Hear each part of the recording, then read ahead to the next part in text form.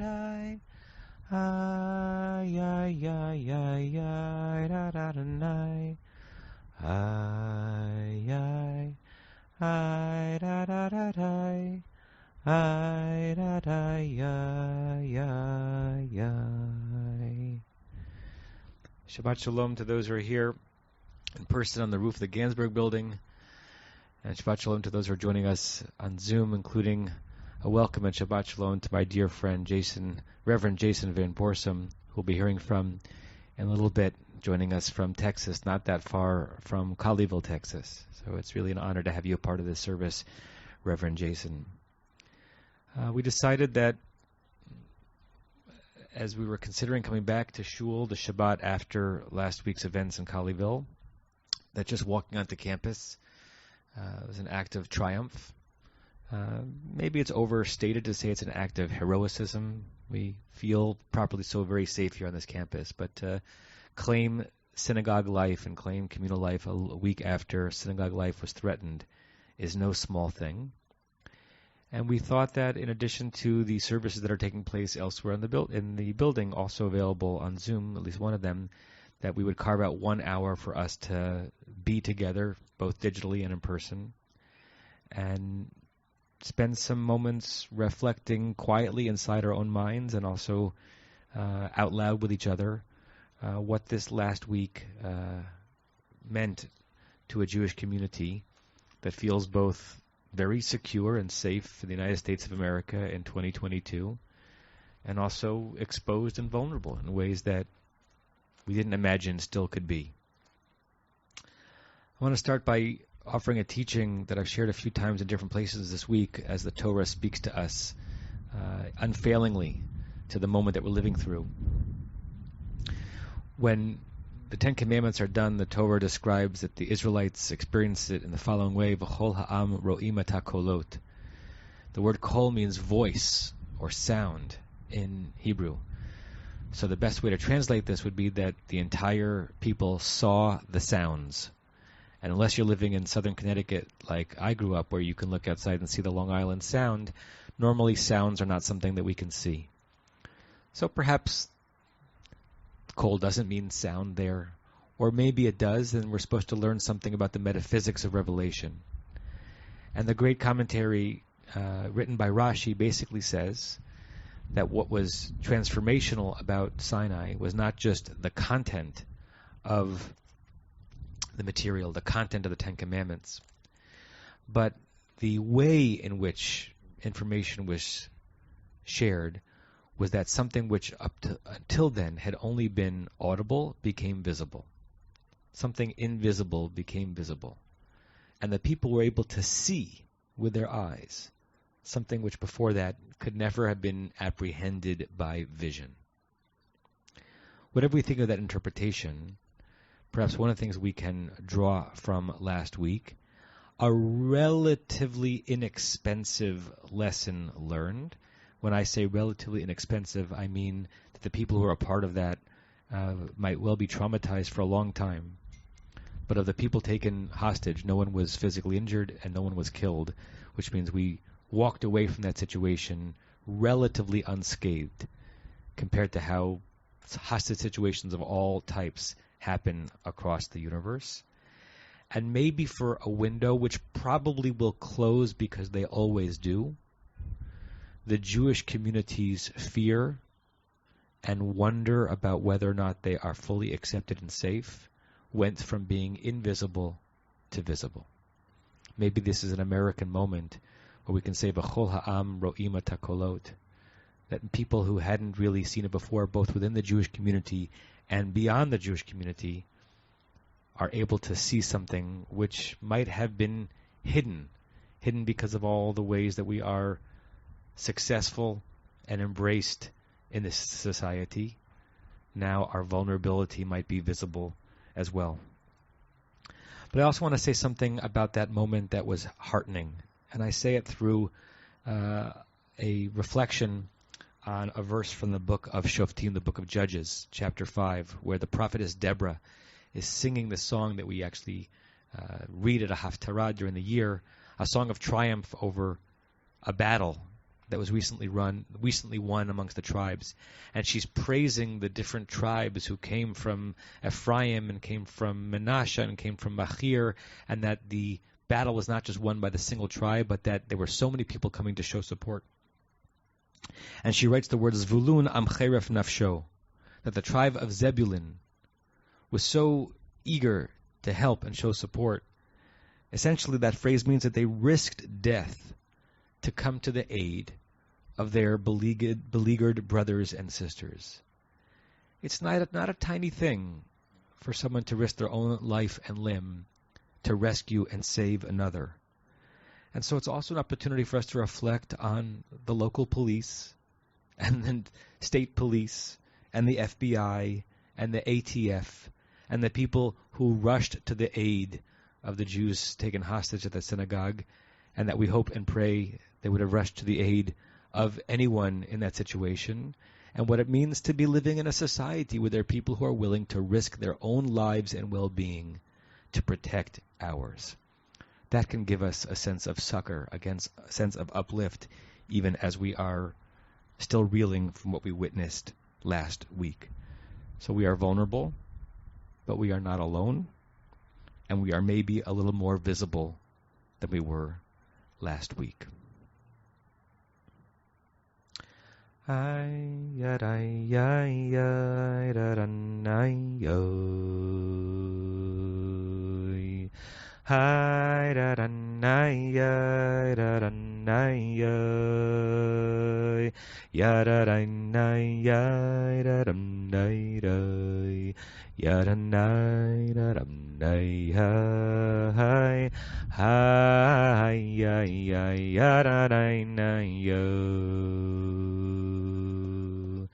Hi da da nay da da nay nay. Hi da da nay da da nay ya da da nay da da nay nay ya da nay da da nay hi hi ya ya da da nay ha da da nay nay ha da da ya hi ha da da nay da ha da da nay ya da da nay nay hi da da ya hi da da nay da hi ya ba ba mai hi da da nay da da nay no hi da da nay da da nay nay ya da da nay da da nay day ya da nay da nay hi hi ya ya da da nay ha da da ya ya hi da da ya ya ho na da da na hi ya hi ya da na da na hi ya da da na hi ya hi da da ya ya ya hi da da na na hi ya da da na. Last week I was out of the country. I was officiating at a wedding in Mexico, and strange incongruity of being at the rehearsal dinner at a tiki bar by the beach, trying to serve the needs of the couple as the rabbi and helping them celebrate the night before the wedding, and then turning on my phone after Shabbat and seeing what was at the time still taking place in real time in Colleyville. But, and this small logistical detail will become significant in a second, I was on airplane mode on my phone so that I wasn't doing international calling. I was just using Wi-Fi, which means that I wasn't getting voicemail. When I landed in Los Angeles on Monday, I turned on my phone and reconnected it to the local mobile connection, and there were several voicemails. And the first voicemail came from my friend and colleague Attila Kavechi, who's one of the leaders of the Muslim community at the Pacific Institute, with whom we have done so many programs in the past. And he must have left that message instantly after he heard the news, and he wanted to call and see how I was doing and see how the community was doing and share his love and his care and his concern. Unfortunately and tragically, a call that I've had to make to him in recent years when Muslim communities, either in the States or elsewhere, have suffered tragedies far worse than what we went through last weekend. But I was touched by that. And members of the Pacific Institute are here with us, and we're going to hear from them in a second. Attila wanted to join, but he himself was out of town this week. And I was drawn to a wonderful passage in a series of reflections that were written in the 1970s by Rabbi Gerson Cohen, who at the time was the chancellor of the Jewish Theological Seminary of America. So he was the intellectual and institutional head of the seminary that trains conservative rabbis. And he was recalling a conversation he had with the great Rabbi Abraham Joshua Heschel, really Judaism's greatest prophet of the 20th century. And in addition to being a phenomenal thinker and philosopher and theologizer, Heschel famously was very committed to interfaith work and interracial work. And Gerson Cohen, no slouch in his own right, recalled having a conversation with Heschel, and this is what Gerson wrote. I recall one more incident. I said to him, Rabbi Heschel, of what value is all this interfaith work? The picture will never change. And he, Heschel, looked at me in his own characteristic way and said, my dear young man, let me tell you something. In 1938, when I was in Warsaw, we knew what was coming. We knew, but there wasn't a single Gentile I could call. Now, he said, if you were to know that something like the calamity that befell us were hanging over your head, is there anybody you could call? I, Gerson Cohen, said that right offhand I could think of 6 people. Heschel said, you have 6 that you could call. I have many, many more than that. And it says something really beautiful about what it means when people of different faiths, who worship differently, who might believe in a similar conception of God, but come from very different faith backgrounds and narrative histories, without trying to convert one another, without trying to say that my faith is superior than yours, or that my faith demands that you concede the superiority of our faith, but actual share true friendship and brotherhood. It extends the lines of connection between people that are too often distant from one another, and it yields to phone calls, like Attila Kavecki calling me the moment he heard that Jews were in trouble, wanting to make sure that I was okay. And so we are so blessed today to have 2 members of the Pacific Institute, Osman and Mekan, who are joining us representing the Pacific Institute, and Attila. And I'm going to ask one or both, Osman, to come forward and share some blessings and words of friendship to this Jewish community on this day.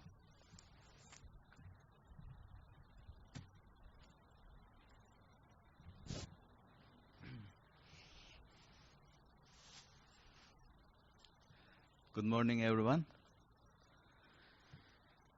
Rabbi, thank you, Rabbi Kligfeld, for having us. Shabbat Shalom, everyone, and Temple Bethlehem. This is the prayer recited by Muslim for protection and peace. Here it goes for you, the people of Bethlehem. O Allah, protect us, O Allah, from conceit, pride, and ostentation, hypocrisy, and hidden association, and purge us of filth, misdeeds, and faults. Both the hidden and apparent, make us safe from the punishment of the grave and its trials, and let our life be led in obedience to you. Grant us understanding of the knowledge from your presence. Grant us the companionship of your righteous servants, the highest saints, and your truthful servants, and include us among them through your mercy, most merciful of the merciful. O Allah, deliver us from every tribulation and save us from everything that leads to ruin, and don't make us among the depraved. Thank you. Amen.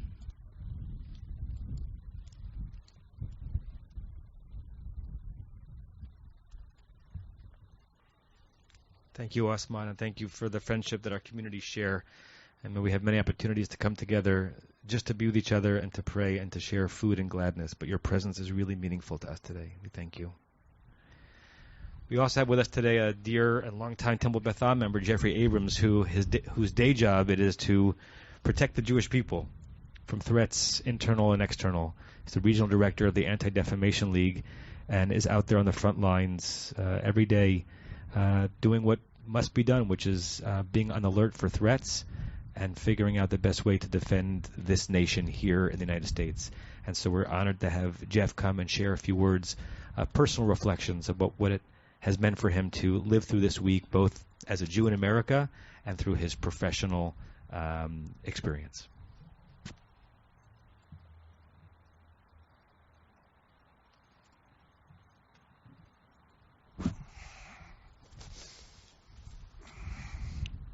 Shabbat Shalom. Thank you for joining us today. Rabbi, thank you, and thank all of you. I am here today for the first time in person to celebrate Shabbat at Temple Beth Am in almost 2 years. I haven't been here during the entire pandemic. But I'm here today because of what happened in Colleyville last week on Shabbat, when our fellow Jews were doing exactly what we are doing right now, engaged in prayer engaged in prayer at what should be the safest of all places, our houses of worship. Luckily, thankfully, the hostages were not physically harmed. As the rabbi said, I am here both on a personal basis and with my professional lens as the regional director of ADL. Friday morning, I gathered at a press conference with Rabbi Noah Farkas, the new president and CEO of the Jewish Federation of Greater Los Angeles, along with law enforcement leaders, the heads of the FBI, LAPD. And Rabbi Farkas's call that day at the end of that press conference was, come to shul, come to synagogue, support your clergy. And Rabbi, I haven't done a good enough job supporting you during all of this time on a personal basis. It's part of why I'm here today. And I immediately hearkened back to almost 3 years ago, October of 2018 in Pittsburgh, when then there was a tragic loss of life.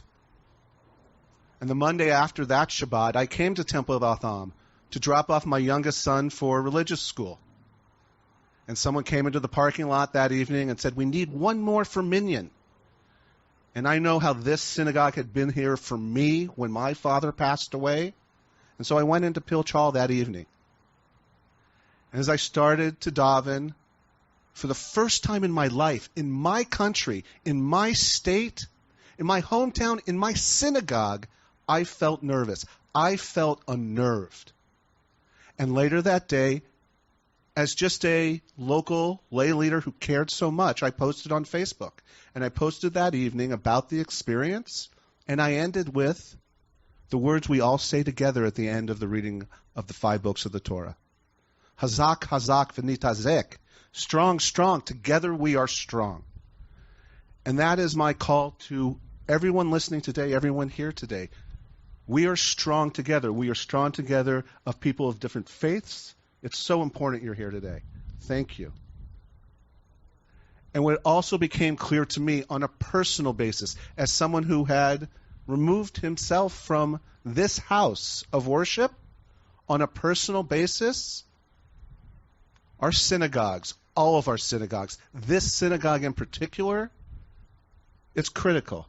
And it's here because this is where we show up together. Haneni. So I close with my message to all of you. ADL is here, the Federation is here, law enforcement is here, and our partners, our interfaith partners are here. Hazak, hazak, v'nitazek. Shabbat shalom.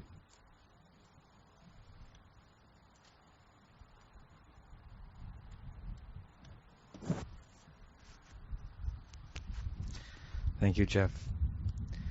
I know not everyone in this in-person or Zoom gathering is as drawn to the notion of mindfulness and meditation as others are. But however drawn or non-drawn you are, I want to invite you just for a moment to close your eyes.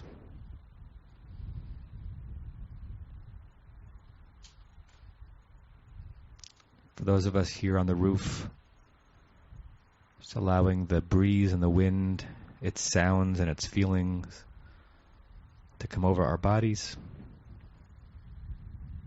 For those of you at home, in whatever room and chair or couch that you're on, just to claim that space.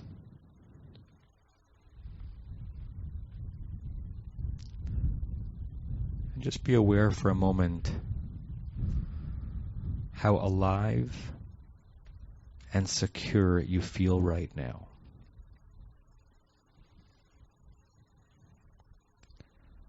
The great blessing of being okay and well and seen and cared for.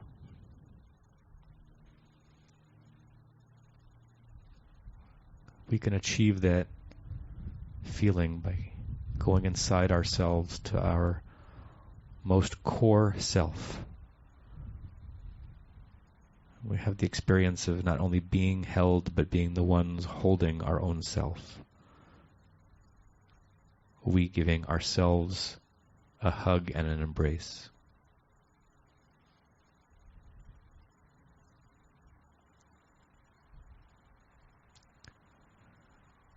And you can let your mind move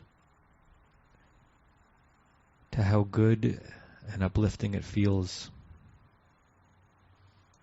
when your eyes are open and you're out in the world and you're more exposed. And still you find yourself amongst people who hold you, see you, care for you, and protect you.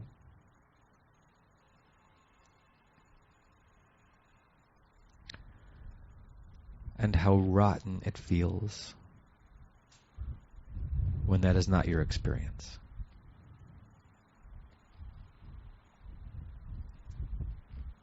And so as we have this extended moment, both private inside the cocoon of our minds and also shared with everyone who is in person and on this digital stream,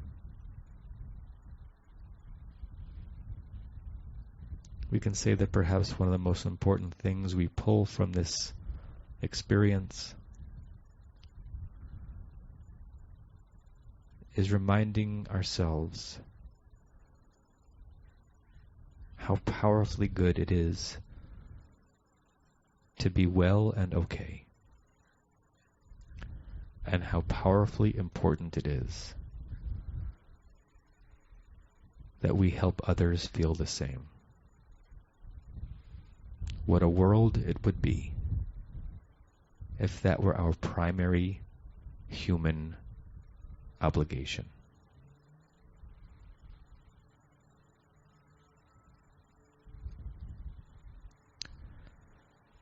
And when you're ready, you can open your eyes, and we're going to have spotlit on the screen here my dear friend, Reverend Jason Van Borssum, who's spoken at Temple Beth Am before he moved to the deeper south, and leads a community, an Anglican community outside Dallas, just one of the other suburbs around Colleyville, and on whose commutes here and there around the area passed by the synagogue that was under attack last week all the time.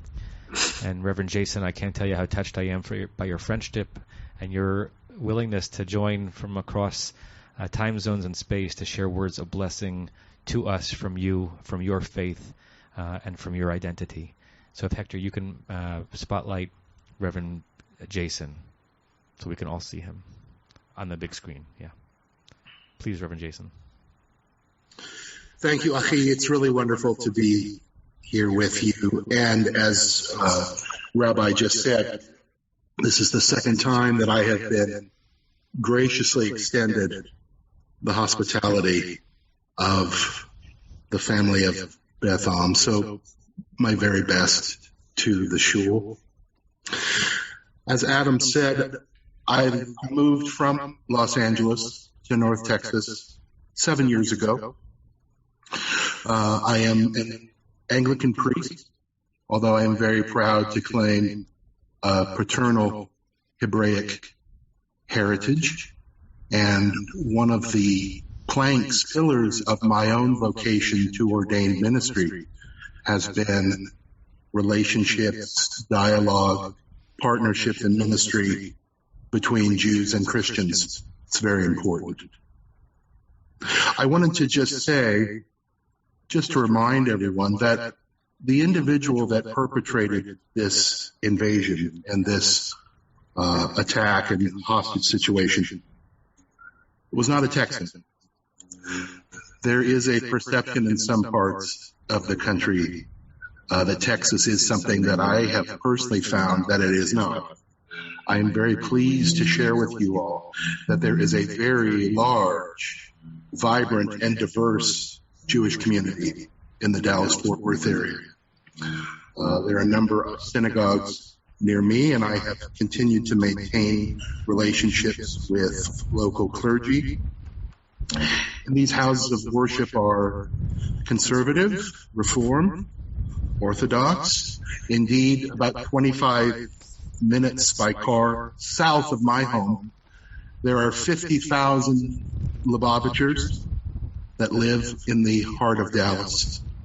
And they are accepted as a very central and important part of the community. In my tradition, we are commanded to love our enemies and pray for them. This is a very difficult teaching. It's a very difficult teaching. However, we think about it, it is only love that can drive out hate, and it is only light that can drive out darkness. And so when we pray for our enemies, I am often reminded of what King David cried out in Psalm 51. Lev tahor barali Elohim, create in me a clean heart, O God. And David did not use the Hebrew word yatzar, which means to fashion or form something from pre-existing material, like a table or a loaf of challah.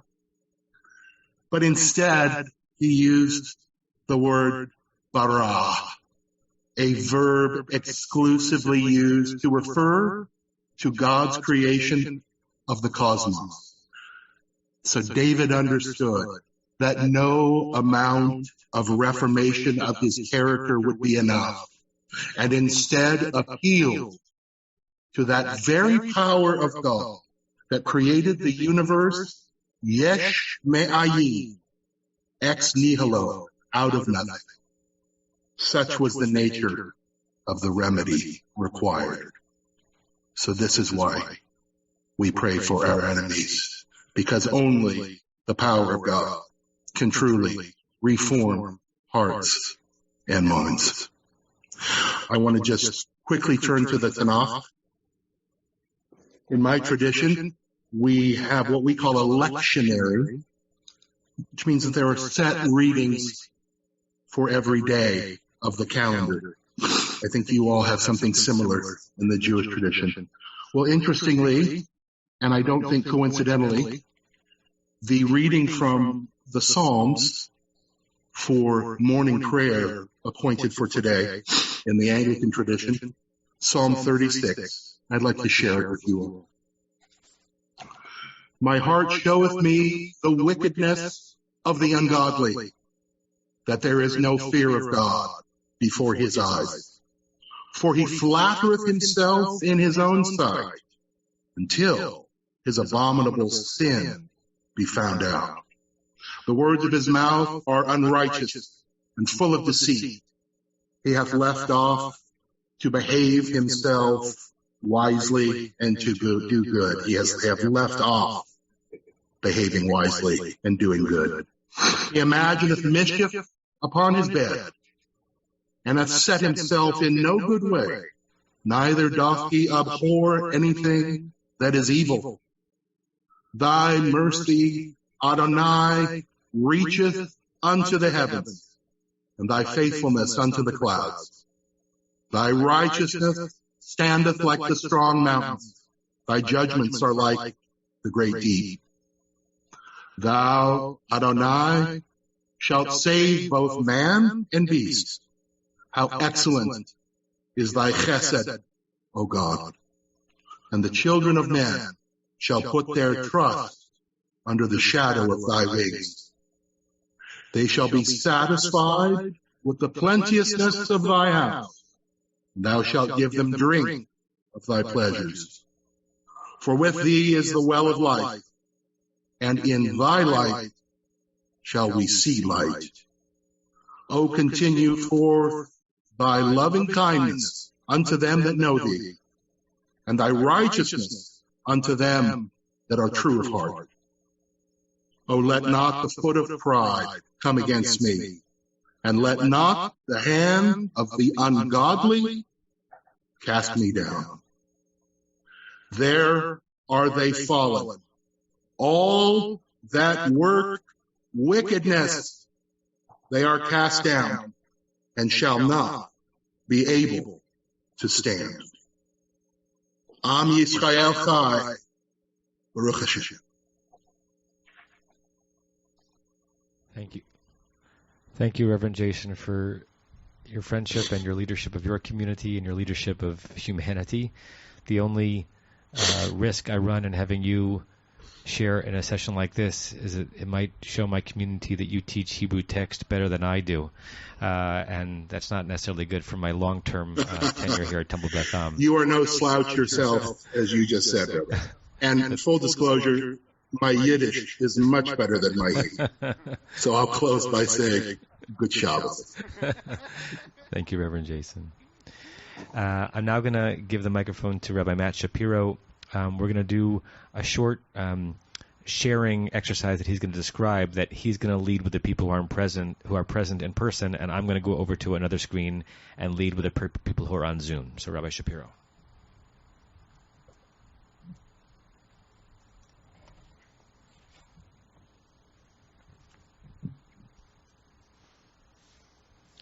Shabbat Shalom, everyone.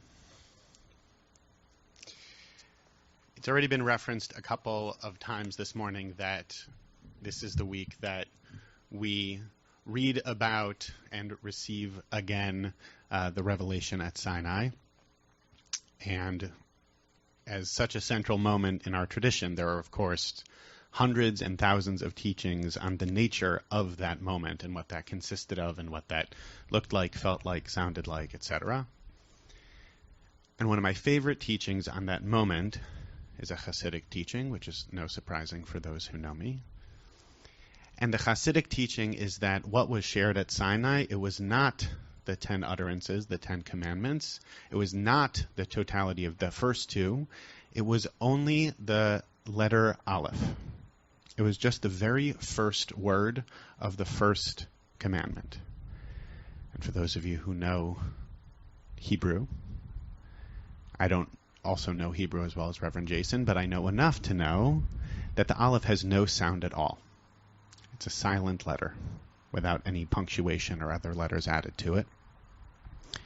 And there's a teaching on that teaching which reconfigures that what was revealed through that Aleph along the lines of what Rabbi Kligfeld was saying earlier in terms of being able to see sound, that the Aleph itself, for those of you who can picture it, reconfigured in that moment from one long line and two shorter lines into the two shorter lines and the one longer line aligning in a way as to demonstrate a face.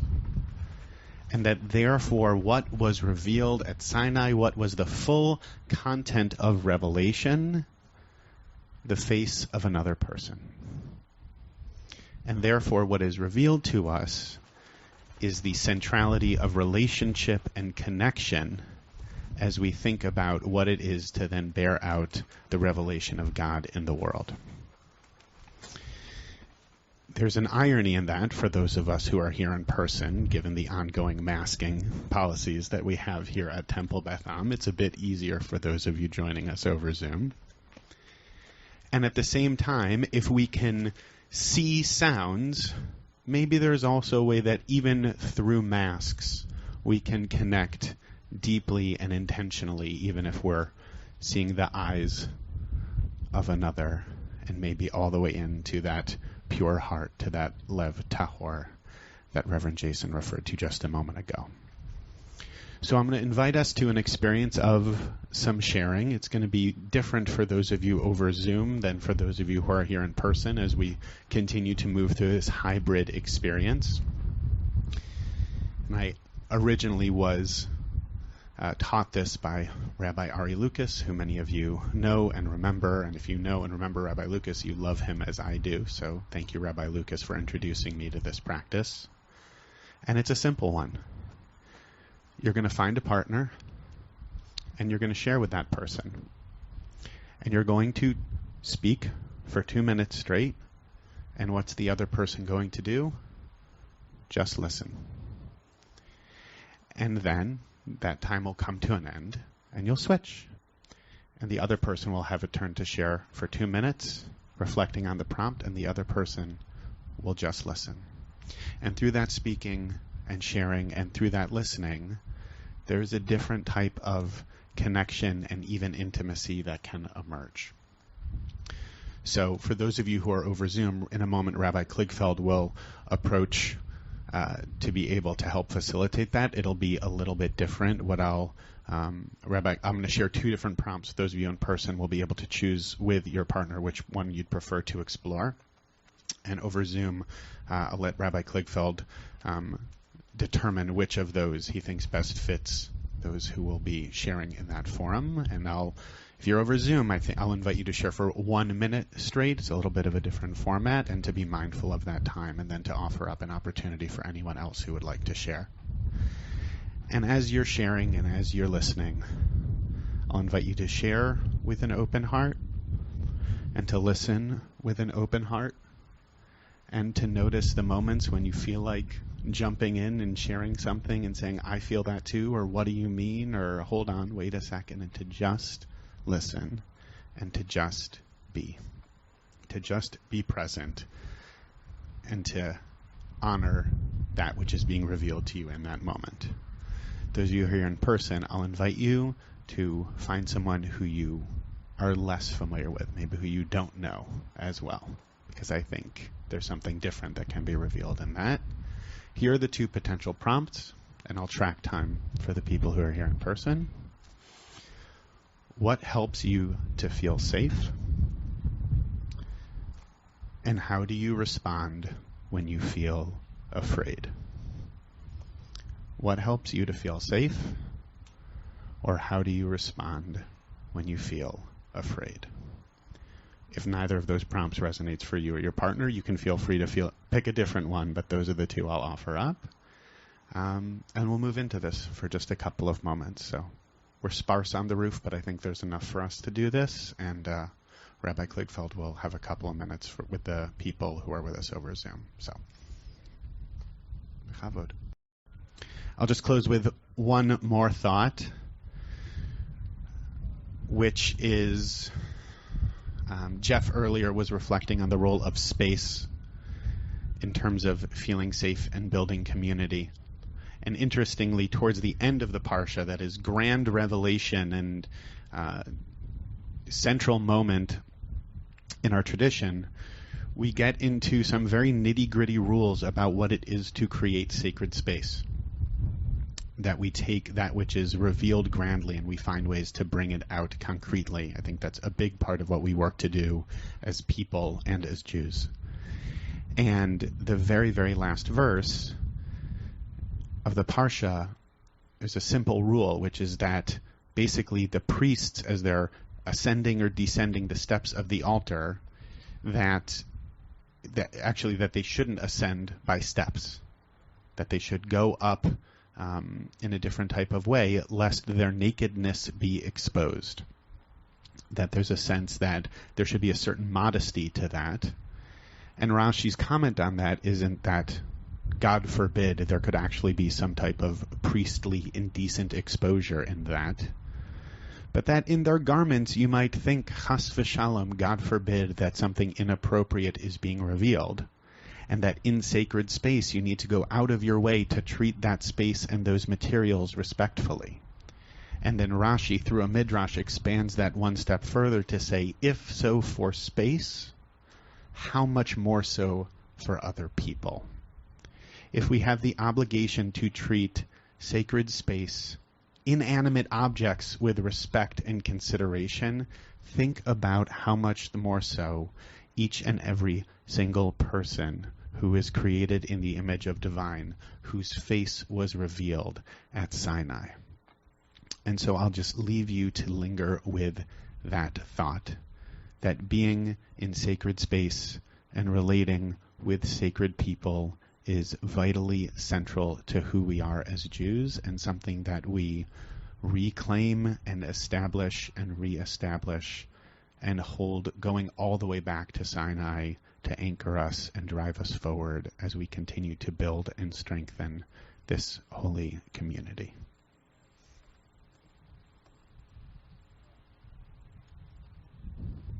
Thank you, Rabbi Shapiro. I'm going to share one more thought, and we'll end with a nigun so that we bring this program to a close at the time that we said we would, so that those either on Zoom or in person can go join the other services if you want. I share forward a beautiful insight for which I'm grateful to my one of my colleagues, Rabbi Gordon Tucker, who for many years was the dean of the rabbinical school at JTS and then served a congregation in White Plains, New York, till he retired from that pulpit a couple of years ago. And he and I were speaking this week, and he said something striking, not from the Parsha, from the weekly reading, but from the book of Ruth.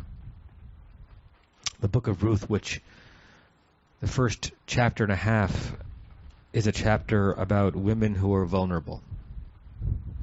Naomi loses her husband. One of her daughters-in-law, Ruth, is willing to go with her to maintain a family connection. And when they're discussing what they're going to do next, these women without men in their lives to protect them, you could not be more vulnerable in the ancient world. Ruth, who is not a Jew, at least not yet, says to her mother-in-law that she's going to go to one of the fields of Judea and glean there behind the harvesters, and glean in a field where she'll be taken care of and someone will be kind to her. And Rabbi Tucker's pull away from that scene is that what did this woman, Ruth, know about the people of Judea such that she would feel comfortable going to an anonymous field, unidentified, and just glean behind the primary gleaners, and that she would be taken care of, and that she wouldn't be considered a threat, and that someone would be welcoming and embracing of her? What Rabbi Tucker says is that back then, even back then, that's how the people of Judea, our spiritual ancestors, were known to those around them. Those are people that you can go to their fields and their schools and their sanctuaries and their temples and their homes, and the most vulnerable amongst you will be welcome. As we saw last week, and as we know, there are two ways that a hostage taker can get onto a Jewish campus or a synagogue: with force and with vulnerability. You can push in, God forbid, with a knife or a gun, or you can say, I'm hungry, I'm thirsty, I need some tea. And chances are, in a Jewish community, you might get in if you approach yourself the second way.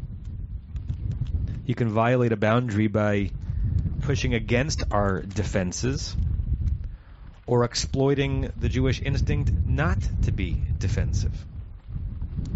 So there can be terrorists and violent haters pushing in to our campus at any given moment, and women like Ruth, whom we would want to be able to find safety and tea and food and protection amongst us. So which path do we choose, we Jewish people, or any people of conscience? Do we choose to be suckers and give up compassion because it can be manipulated and used against us? Or do we stay vigilant, but never give up the instinct, the reflex, to invite poor gleaners into our fields? The simple truth is that compassion always makes us vulnerable. And it's not an easy choice, but it's a fateful one. It's an inevitable one. And if we want to remain a community, a people, and a nation worth preserving and defending, the choice may be excruciating, but I think it's also obvious. So this week, as every week in the Jewish community and in other communities, we pray for peace, and we prepare for danger, and we exemplify welcoming, and we embrace the Ruths, and we are ready when a wolf appears under a lamb's clothing, and we thank those who serve and risk their lives to protect us, and we continue to come in prayer and in pride to be and become the people deserving of the name Israel. Ay, ay,